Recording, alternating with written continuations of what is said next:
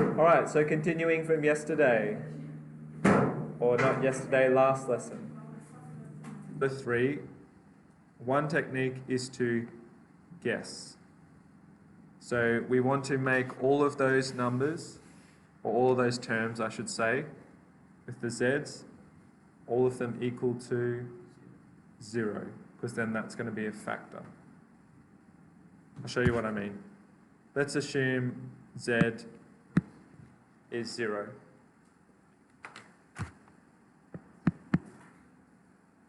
Okay, so f of 0, we've got 0 plus 0 plus 0 plus 10. Does that add to 0? No, so we can now guess 1 and negative 1. 1 plus 7 plus 16 plus 10. Does that add to 0? No. We've got negative 1 cubed, which is negative 1. We've got 7 times negative 1 squared, which is 7. We've got 16 times negative 1. And we've got just 10 at the end. Does that add to 0? Yes. So we found the factor.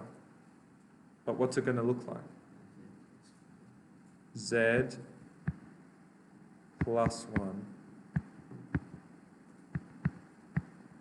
Because when we bring the 1 over, it becomes negative 1. Does that make sense?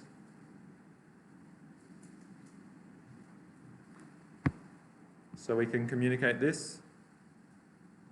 Z plus 1 is a factor.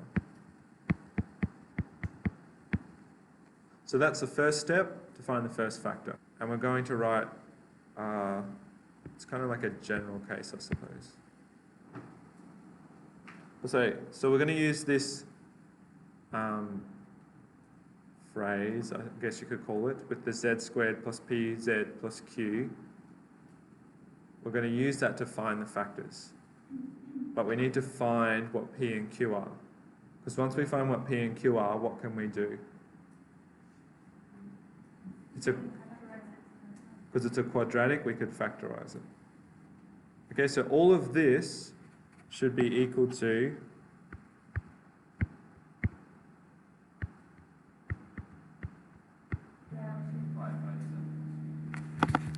you can divide this side by z plus 1. Yep. Or you can expand this side. Okay, so that's kind of where the two methods split. Okay, depending on your skills. So I'm going to try the expansion method. So timesing everything by z, and then timesing everything in here by 1.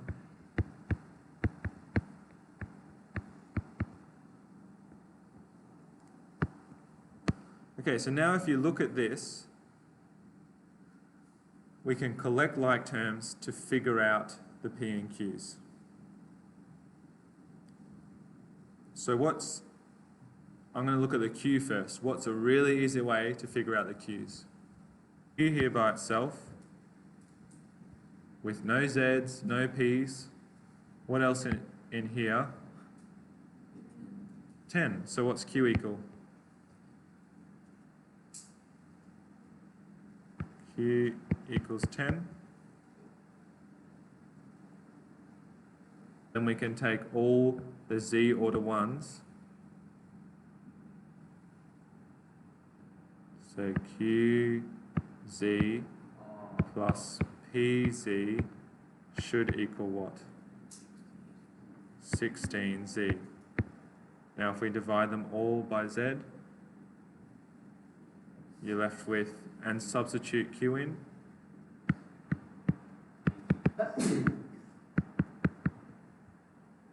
we're left with 10 plus p equals 16. Divide by z.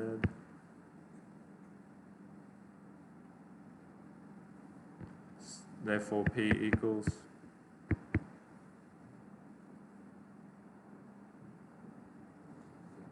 6. We can double check it by looking at the squareds, see if this actually works. So the squared ones, we've got pz squared plus z squared equals 7z squared. Does it work? Subbing in p equals 6.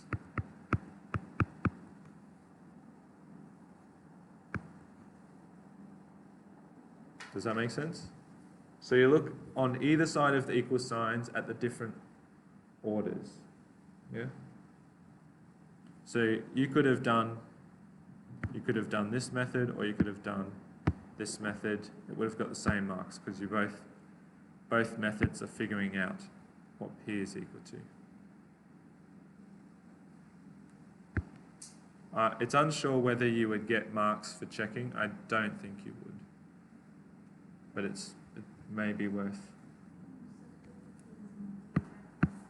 Sub in p equals 6 and q equals 10 back into the equation. So now we have z plus 1 z squared plus 6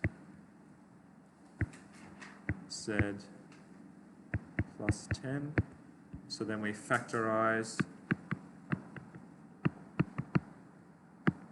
the quadratic.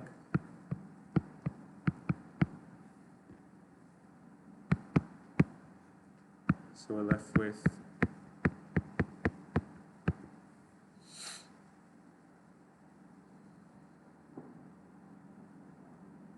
can it factorize nicely? Factors of 10 and factors of 3.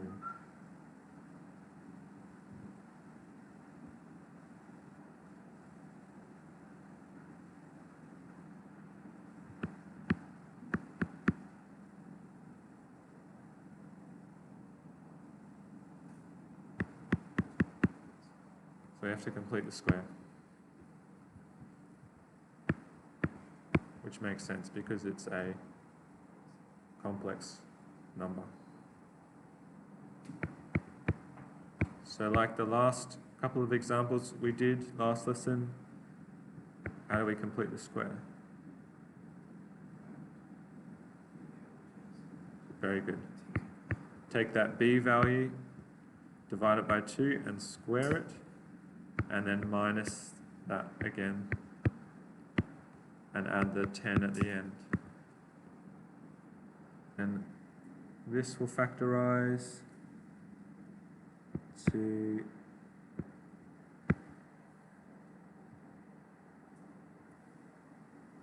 that, I believe. Is that what you got? Yep. And then we got minus 9 plus 1, plus 10 is plus 1. So we need that to become a minus, and then we can bring it inside the brackets. Plus 1, we turn it into a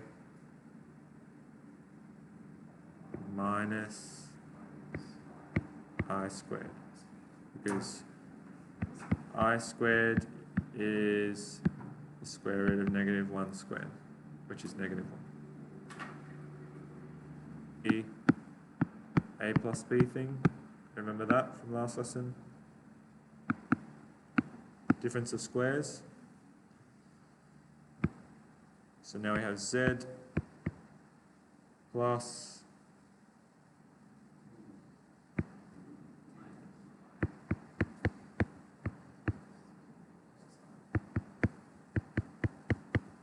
so we have our 3 factors.